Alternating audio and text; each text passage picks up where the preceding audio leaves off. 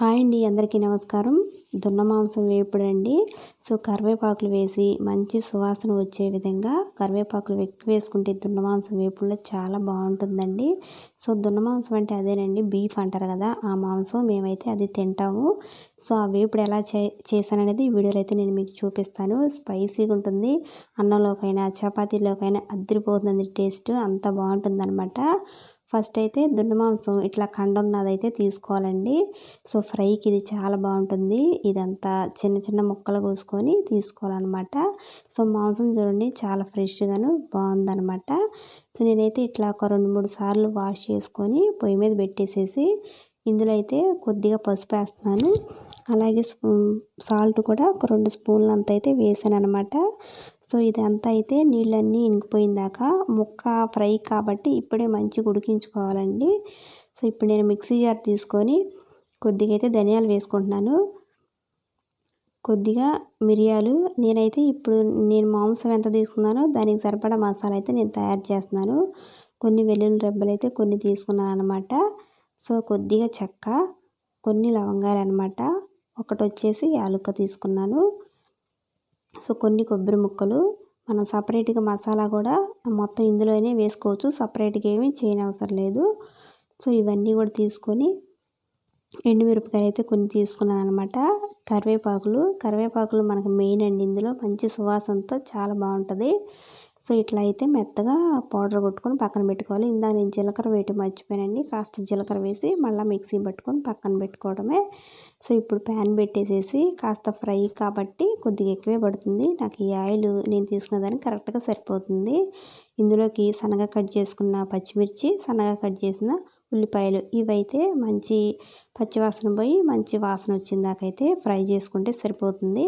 మరి ఎర్రగా అయితే ఫ్రై అవసరం లేదండి, లైట్గా సరిపోతుంది అనమాట. తర్వాత ఫ్రై అయ్యేటప్పుడు ఇవి కూడా ఇంకా మాడిపోతాయి కదా, ఇప్పుడు లైట్గా ఫ్రై అయితే సరిపోతుంది. ఇట్లా ఫ్రై అయిన తర్వాత ఈ దున్న మాంసం ముక్కలన్నీ కూడా ఇందులో వేసేసుకుంటున్నాను. వేసుకొని ఒక్కసారి అంతా కూడా బాగా కలిపేసుకోవాలన్నమాట. ఈ ఆయిల్లో ముక్కలంతా కూడా ఫ్రై అవ్వాలండి మంచిగా, చాలా టేస్టీగానే చాలా బాగుంటుందన్నమాట. చూడండి, అడుగంటకుండా కలుపుతూ ఉండాలి.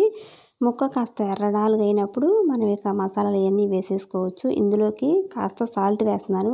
నేను ఇందాక ఉడికించుకునేటప్పుడే వేసుకున్నా కదండి, సాల్ట్ చూసుకొని వేసుకోవాలన్నమాట. ఇప్పుడు ఇందులోకి కొద్దిగా పసుపు కూడా వేస్తున్నానండి. పసుపు వేసి ఒకసారి మొత్తం కూడా బాగా కలిపేసుకోవాలి. ఇట్లా ఉడికేటప్పుడే మంచి అరోమాతో చాలా బాగుంటుందన్నమాట, సువాసన వస్తుంది. అంత బాగుంటుందండి కూర అయితే. ఇట్లా కొద్దిసేపు ఆయిల్లో అయితే ఫ్రై చేసుకోవాలి. ఇందులోకి మెయిన్ కరివేపాకులు వేసుకుంటే చాలా టేస్టీగానే బాగుంటుందండి. కరివేపాకులు కూడా కాసినన్ని ఎక్కువే వేసుకోండి. కరివేపాకులు వేసి మొత్తం ఒకసారి ఇది కూడా ఫ్రై చేసుకోవాలన్నమాట.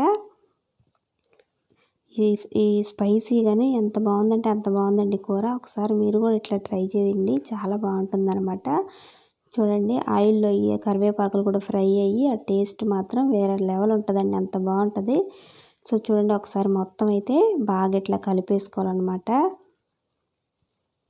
నేనైతే ఇంకా కంటిన్యూస్గా కలుపుతూ ఉంటున్నానండి, ఎందుకంటే మనకు అడుగంటుంది కదా.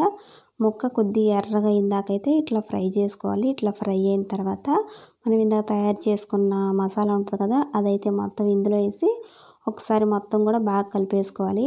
స్టవ్ మీడియం ఫ్లేమ్లో పెట్టుకోవాలండి, హై ఫ్లేమ్లో పెట్టుకుంటే ఆ కారం అనేది మాడిపోతుంది అనమాట. సిమ్లో పెట్టేసుకొని మనం ఇట్లా ఒకసారి బాగా కలిపేసుకుంటే సరిపోతుంది. లైట్గా కాస్త కారం కూడా వేసుకుంటున్నానండి. ఆ మసాలాలో కారం సరిపోయిద్ది అనుకుంటే అదే సరిపోతుంది, విడిగా మనం కారం ఏమీ వేసుకొని అవసరం లేదు. నాకైతే కొద్దిగా తక్కువ అనిపించింది, అందుకే కాస్తంత కారం అయితే వేసుకున్నానండి. కావలసిన వాళ్ళు వేసుకోవచ్చు. ఇట్లా కారం వేసుకొని మొత్తం ఒక్కసారి బాగా కలిపేసుకొని లాస్ట్లో కొన్ని కరివేపాకులు కూడా వేసుకొని ఒక్క నిమిషం అట్లా కలిపేసుకొని ఉంచుకుంటే ఈ దున్న మాంసం ఇప్పుడైతే రెడీ అయిపోతుందండి. చాలా స్పైసీగా ఉంటుంది, చాలా బాగుంటుంది అనమాట.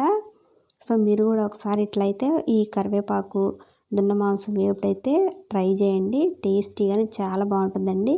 మనకి ఇష్టమైతే ఇప్పుడు కొత్తిమీర అవి కూడా వేసుకోవచ్చండి. నేను ఇక్కడ కొత్తిమీర ఏమీ లేదు, ఓన్లీ కరివేపాకులతోనే ఈ వేపుడు అనేది చేశాను అనమాట. టేస్టీగా ఉంటుంది, అదిరిపోతుందండి. చూడండి ఎంత బాగుందో. ఇదంతా కూడా నేను ఒక ప్లేట్లో తీసుకుంటున్నాను. సో వేడి వేడిగా దున్న మాంసం వేపుడైతే రెడీ అయిపోయిందండి. దున్న మాంసం అంటే తెలియని వాళ్ళకి బీఫ్ అంటే తెలుస్తుందనమాట. సో బీఫ్ వేపుడైతే రెడీ అయిపోయిందనమాట. సో నేను పైన 2 చిల్లీస్ కొన్ని అయితే ఉల్లిపాయ ముక్కలు అయితే వేస్తున్నానండి. తినడానికి కూడా అదిరిపోయే టేస్ట్తో చాలా బాగుందండి. సో ఈరోజు వీడియో అయితే ఇంతేనండి. వీడియో నచ్చితే లైక్ చేయండి, అలాగే మా ఛానల్ని సబ్స్క్రైబ్ చేయండి. ఉంటానండి.